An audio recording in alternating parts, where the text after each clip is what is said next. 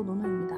오늘은 발열에서도 신생아부터 3개월까지의 발열에 대해서 설명을 드리려고 하는데요. 먼저 축하드립니다. 육아의 세계에 오셨군요. 신생아를 보는 거는 정말 두렵고 떨리는 일이죠. 물론 내 아기라 소중하고 더 귀하게 보이는 것도 있지만 아기가 아주 작고 정말 깨질 것 같고 불면 날아갈 것 같은 그런 아주 약한 존재잖아요. 그래서 더 걱정이 많으실 텐데요. 신생아는 체온 조절 능력 자체가 미숙하고 발한 능력이 미숙해요. 열을 몸에서 배출하는 능력이 미숙하고 그래서 생후 3, 4일 정도에서 38도 전후로 열이 나서 병원으로 오는 경우가 은근히 있습니다. 근데 이게 이제 탈수열이라고 하는데 아직 엄마가 모유 먹이시는 분들 같은 경우는 모유가 충분히 나오지 않아서 아기가 열이 이제 그 몸에 충분히 수분이 들어오지 않아서 탈수도 생기고 근데 이제 우리나라에서는 아기 태어나면은 엄청 방 뜨겁게 해놓고 애기 꽁꽁 싸매 놓잖아요. 그래서 이제 체온이 빠져나갈 수가 없는 거예요. 그래서 그런 경우에 보통 3, 4일 정도 되면 약간 노랑노랑하게 애기들이 이제 황달도 오기 시작하거든요. 황달 오고 그러면서 신생아 중환자실에 오면 정말 분유 원샷합니다. 너무너무 목이 말랐던 거죠. 그렇게 그 미숙한 경우가 많이 있고요. 신생아 같은 경우는 감염의 징후, 그러니까 뭐 큰애들이 나타나는 콧물, 뭐 가래, 뭐 그런 것들이 나타나질 않습니다. 그냥 나을 감기인지 아니면 심한 세균 감염인지 처음에는 구별하기가 어렵고요. 그래서 발열 있고 심하게 아파 보이지 않으니까 심하지 않다고 생각하시고 그냥 지켜보면 될 거라고 생각하시는 경우가 사실 많은데 생각보다 많은 퍼센트, 7%면 100명 중에 7명이잖아요. 그래서 열이 나는데 심하게 아파 보이지 않는 경우에서 균열증이나 수막염, 폐렴, 골수염, 화농성 관절염, 장염, 요로감염 같은 심한 감염, 심한 세균 감염이 이제 걸려있는 경우가 있습니다. 아기 같은 경우는 면역력이 IgG라고 하는 그러니까 이뮤노글로불린 G가 엄마한테서 넘어와요.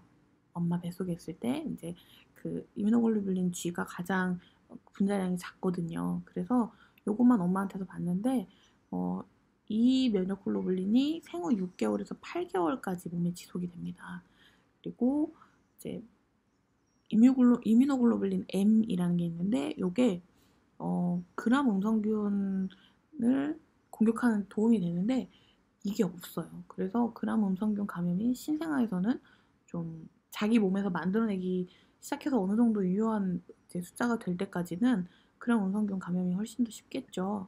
그래서 보시면 이제 태아 때 점선이 IgG인데 쭉 올라가서 출생할 때 제일 몸의 농도가 높아요. 그러다가 이제 엄마가 준 거는 서서히 떨어지고 출생하면서부터 자기가 만든 면역글로불린이 IgG하고 IgM하고 해서 어느 정도의 수를 만드는 데까지 걸리는 시간이 한 1년 정도 걸리는 거죠. 그래서 만 1세 정도가 되면 자기 몸에 있는 면역글로불린들은 다 새 겁니다.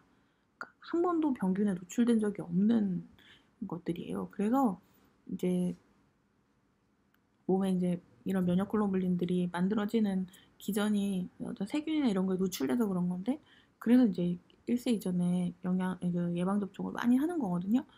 근데 그거 말고 예방접종 안 하는 우리 짜잘한 감기들 있잖아요. 그런 것들은 다 자기들이 만들어야 되는 거거든요. 그래서 학교 가기 전까지 감기 많이 걸리는 거예요. 열 나는 거는 애기한테 열 나는 거는 너무 자연스럽고 당연한 반응입니다.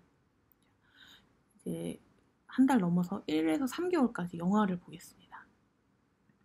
이 시기에 친구들은 대부분은 사실은 호흡기 바이러스나 장 바이러스, 파라에코 바이러스, 이제 파라에코 바이러스가 아주 나중에 또 열감기 때 할 텐데 이런 바이러스들은 사실 특히 파라에코 바이러스 같은 경우는 증상이 거의 없어요. 그래서 그냥 감기 바이러스. 주변에 이제 큰 애가 있거나 아니면 뭐 아기 태어났다고 사촌이 넘어왔다거나 아니면 엄마 아빠 그냥 약간 콧물 살짝 훌쩍훌쩍 나는 정도의 감기인데 애기한테는 열이 나는 거죠. 그렇게 오는 경우가 사실 제일 흔해요. 근데 이제 또 이 시기에 친구들 중에서는 뭐 아까 말씀드린 것처럼 아직까지는 세균성 감염이 더 잘 걸릴 수 있기 때문에 세균 감염도 그거를 무시할 수 없거든요. 근데 그중에서 가장 흔한 거는 요로 감염. 요로 감염이 가장 흔하고, 그래서 보통 저는 이제 전공의 때 응급실에 3개월 미만의 아기가 왔다. 그러면 요로 감염, 그러니까 피 검사 먼저 하고 그리고 균배양 검사 나가면서 소변 검사 붙여놓죠. 왜냐면 아기들 소변 검사 받기 힘드니까 빨리 해갖고 이제 좀 시간을, 그래야 빨리 또 다른 거 그 다음에 어떤 검사 할 수 있을지 또 결정도 해야 되거든요. 그 외에도 B군 사슬알균이나 뭐 다음과 같은 세균성 감염들이 좀 올 수가 있다고 해요. 근데 음, 이런 세균성 감염들은 사실 어른들도 걸리면 좀 어마무시한 것들이 있어서 애기한테서는 좀 더 조심해야 될 부분들이 있죠. 왜냐면 이 어, 세균들이 하는 것들 중에서는 뭐 단순하게 신우신염도 있고 뭐 내수막염도 있지만 정말 뇌염 같이 넘어갈 수도 있고 아니면 전신감염으로 넘어갈 수도 있고, 그런 일들이 훨씬 더 다른 연령대에 비해서 많이 발생하기 때문에 그렇거든요. 요로 감염 같은 경우는 이 시기에 가장 흔하게 발견이 되는 이유가, 그 전에 엄마 뱃속에 있을 때는 자기가 소변을 만들긴 하거든요. 근데 양 자체가 굉장히 적죠. 그러다가 자기가 직접 먹고 소변을 만들어내기 시작하면서 어떤 기능적인 문제가 그때부터 발견되기 시작하는 거예요. 뭐 예를 들어서 어디가 막혔다든지 역류를 한다든지 그런 부분들이 있으면, 이 소변이라고 하는 것은 요로 자체는 한쪽으로만 흐르는 방향의 어떤 그 펌프거든요. 근데 그 한쪽으로만 흐르는 곳이 어디가 중간에 막히면 그 막혀 있는 곳이 소변 자체가 굉장히 영양이 많은 덩어리이기 때문에 이제 배지 역할을 하는 거죠. 세균이 클 수 있는 역할을 하니까 그래서 요로 감염이 생길 수 있고, 그래서 어디 고이는 데가 없는지, 소변이 생성되는 콩밥부터 시작해서 소변이 쭉 내려와서 나오는 데까지 어디 중간에 고여 있거나 막히거나 역류하는 데가 없는지 보는 선천 요로 기형 검사를 하게 됩니다. 요로 감염에 걸리면요. 그래서 어 이제 뭐 주로 많이 검사하는 거는 일단 기본적으로는 균배양 검사를 많이 하겠고, 그다음에 이제 초음파도 하고 심하면 뭐 핵의학 검사 같은 거나 역류 검사를 하기도 하고요. 그래서 그걸 맞춰서 그 이후에 애기한테 어떻게 할지, 얼마나 뭐 자주 병원에 올지, 어떤 뭐 예방적 항생제를 가져가는 경우도 있거든요. 아파 보이는 아기.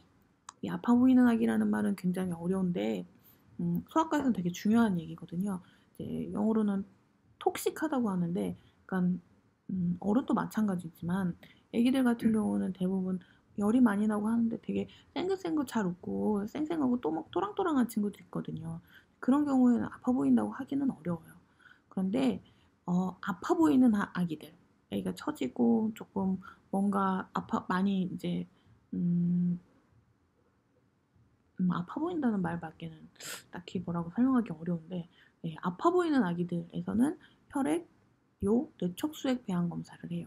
왜냐면 혈액은 이제 폐혈증, 그러니까 피 안에 균이 혹시 자라는지 보는 거고요. 소변은 뭐 요로 감염이 있는지, 뇌척수액 같은 경우는 위에 말했던 이런 무시무시한 균들이 뇌수막염 같은 걸 만들 수 있기 때문에 뇌척수액 배양 검사를 하죠. 그래서 응급실에 이제 3개월 안 된 아기들이 가면 뇌수막염 검사를 해야 된다고 들으신 경우가 있을 거예요. 그래서 이제 그거를 주는데, 동의서를 주는데 되게 무서운 말이 많이 써 있죠. 근데 어, 일단은 뇌수막염의 그 발생률 자체가 아기들은 훨씬 더 많이 발생하기 때문에, 그래서 아무래도 내과나 신경과 선생님들보다는 뇌척수액 검사를 아마 소아과 선생님들이 제일 많이 하실 거예요. 어, 뇌수막염의 가능성이 많다기보다 아주 걸리면 무서운 병이라 그런데,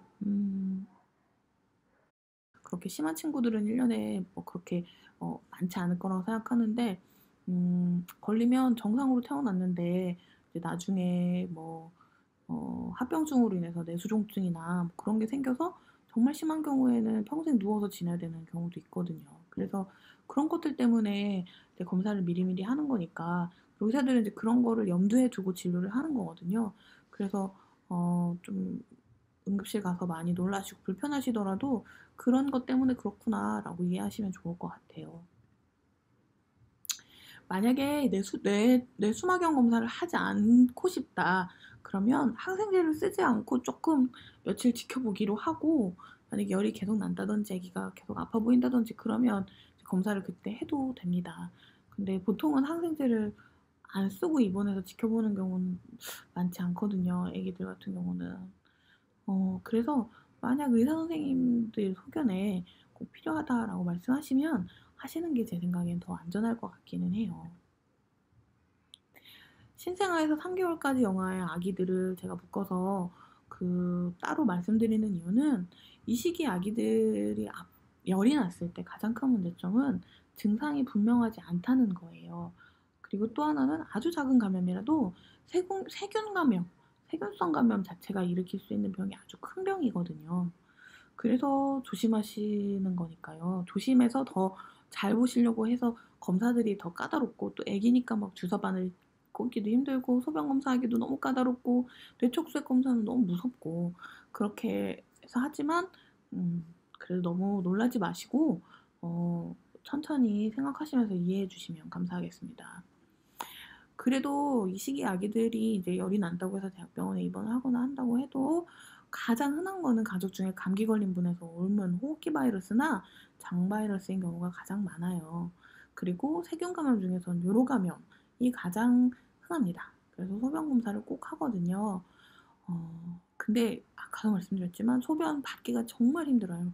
그 소변 받는 검사 이제 그 파우치를 붙이거든요, 애기들한테. 근데 남자애들 같은 경우는 뭐 비교적 잘 받아지지만 여자애들은 조금 더 힘들기도 하고, 기껏 받았는데 뭐 쏟아지기도 하고 다 흐르기도 하고 기저귀 안에다가 받는 거니까요. 그래서 정말 고생 많이 하시거든요.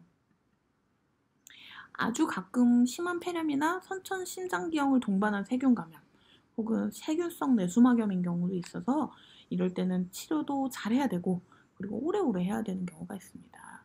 폐혈증 혹은 균혈증이 나타나는 경우도 있는데 이거는 이제 피 안에 균이 있는 거예요. 이런 경우에는 이제 그 피 안에 균이 있다고 하면 피가 다니는 장기들은 다 그 균 때문에 또 2차적으로 감염이 될 수 있겠죠.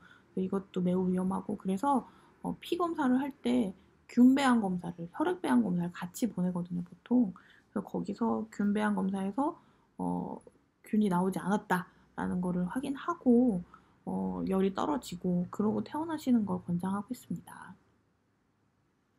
첫 번째 아이든 둘째 아이든 셋째 넷째라도 이 시기의 아기들은 늘 부서질 듯이 약해 보이고 작아서 열이 나면 또 더 놀라시고 걱정하시기 마련이에요.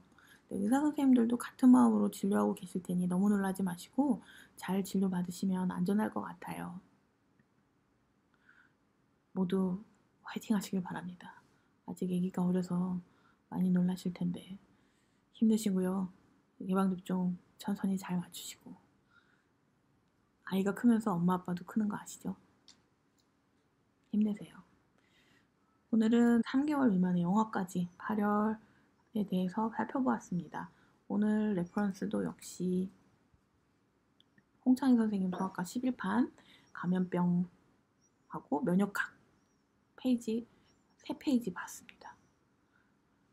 모두 힘내시고요. 도움이 되셨다면 좋아요와 구독을 부탁드리겠습니다. 감사합니다. 좋은 하루 되세요. 닥터 노노였습니다.